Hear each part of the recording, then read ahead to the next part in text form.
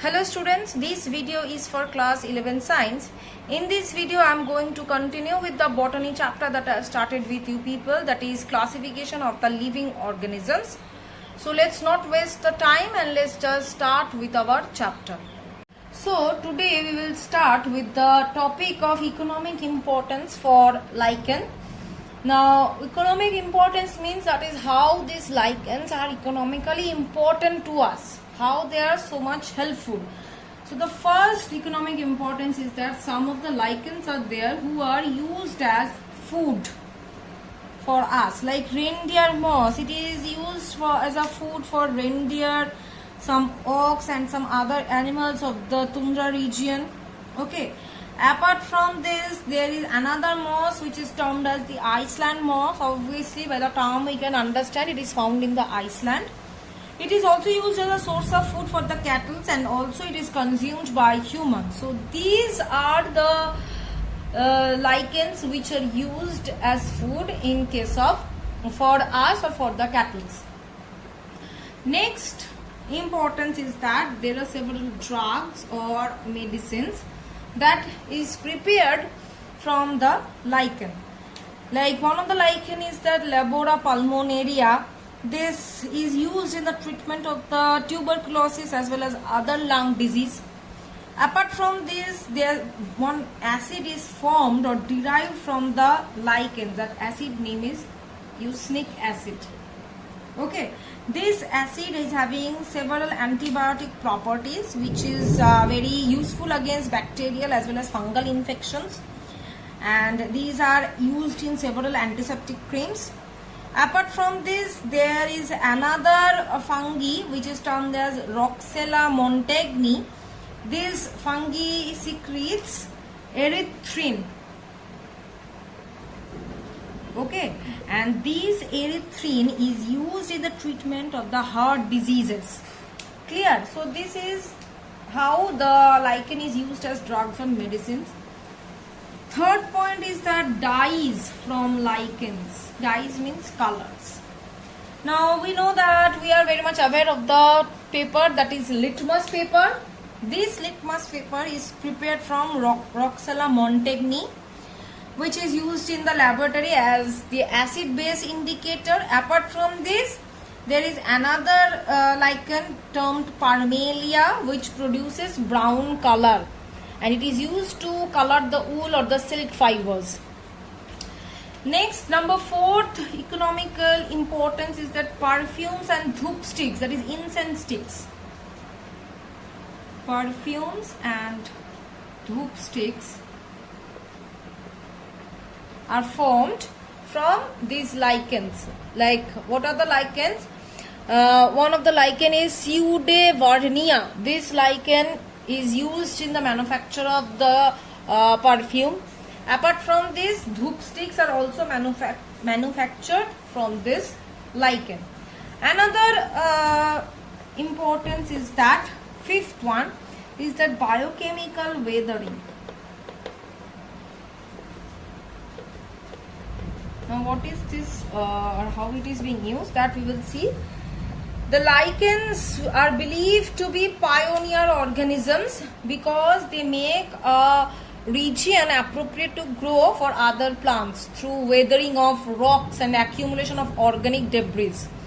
So this mycobiont of the fungi or the fungal part of the lichen of the crustose lichen secretes some soluble acids, organic acids, which helps in the weathering of the rocks and thus clearing up the areas so that the other plants can grow over there. That's why it is termed as biological weathering, because here the organism, the lichen being a living organism, helps in the weathering of the rock so that the other plants can grow. Sixth one is that natural products. Excuse me. Now, many natural products are produced from these lichens, such as lecanoric acid, salazinic acid. These are being produced from there, from these lichens. Apart from this, it is a very good pollution indicator. So more or less 7 points are there. You have to read max 4 points, not more than that.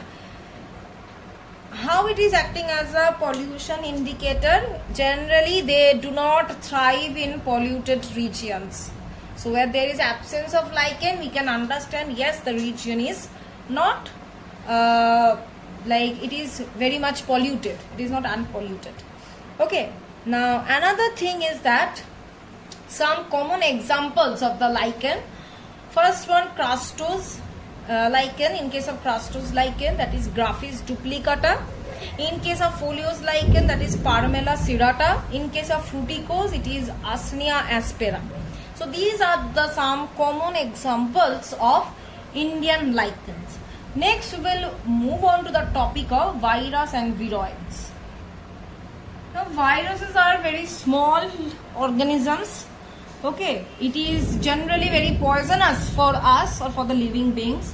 So, definition of virus, if I'll go for, that is, it is the ultra microscopic disease causing nucleoprotein structure or entities capable of being introduced in the living cells of specific organism and capable of multiplying within the host cells only. It cannot multiply outside the host cells.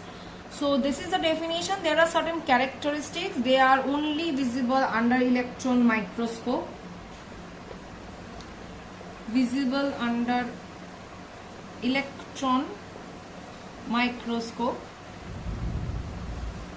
Next one is that it is a kind of organism lying between living and non-living. So it is placed between living and non-living. Third characteristic is that it shows there exists, that it is found in all the surfaces, water, land and air. Okay. Fourth one is that its cytoplasm is absent within the body. That's why it is non-cellular, or we can say acellular. Cytoplasm, as cytoplasm is not present, that's why. Next is that it is microscopic particle, so it can be filtered through the bacteria proof microfilter easily. Its body is composed of nucleoprotein. It's a very important point. It is made up of nucleoprotein. Apart from this, they are very infectious parasites, and they are generally disease producing, and they can multiply within the living organisms. They do not show any sign of life outside the host cells. So do not show any sign of life outside the host cell. That means outside the host cell you cannot understand whether they are living or not. When they are entering into the host cell, then they can replicate or can multiply. Next is that it, as sunlight has no influence over the viruses, it can resist a very high temperature. It can be transferred from the infected to the healthy body, and it contains one type of nucleic acid. That means it will either contain DNA or RNA, not both of them. Plant viruses are generally RNA viruses, animal viruses are generally DNA viruses, and they reproduce by the replication process, and living characters of viruses are reproduction and mutability, and it can only be shown inside the cell, not outside the host cell. So these are the general characters on virus. Okay. So till this much I am keeping the video. In the next video I will continue with the chapter. Thank you.